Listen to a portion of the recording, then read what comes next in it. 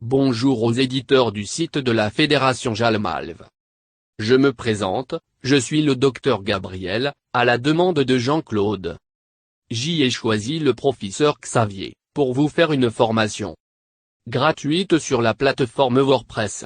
Cette deuxième vidéo, c'est la différence parfois entre que l'on se articles pose et la pages. question de savoir si dans telle ou telle autre situation, il va être préférable d'utiliser une page ou plutôt un article.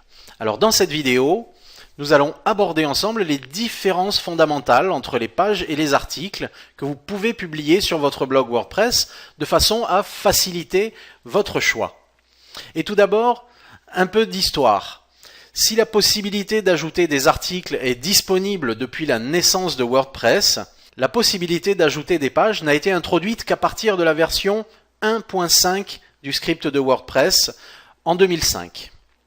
Vous avez désormais la possibilité d'ajouter des pages statiques sur votre blog, comme par exemple une page de contact ou une page à propos, qui sont des pages que l'on retrouve maintenant sur la grande majorité des blogs.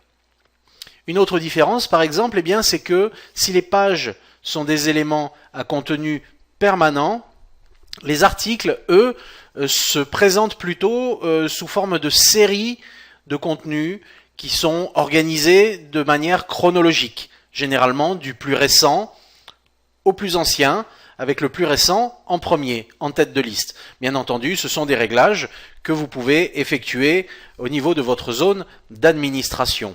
Mais ici, vous constatez que si les articles peuvent être organisés en catégories qui peuvent leur être communes, d'accord, des grandes familles de contenus qui peuvent recevoir différents articles, ce n'est absolument pas le cas des pages qui ne peuvent pas être organisées en catégories.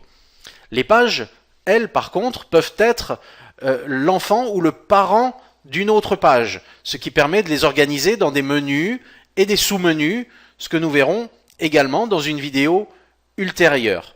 Les articles, eux, ne peuvent pas être classés avec enfants et parents pour être organisés dans des menus.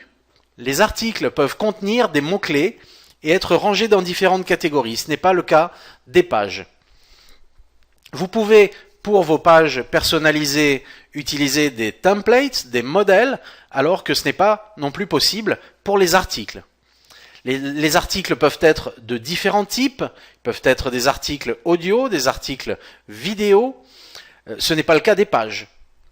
Ça peut être le cas de certaines pages selon le thème que vous utilisez, mais globalement, les pages ne sont pas conçues pour cela.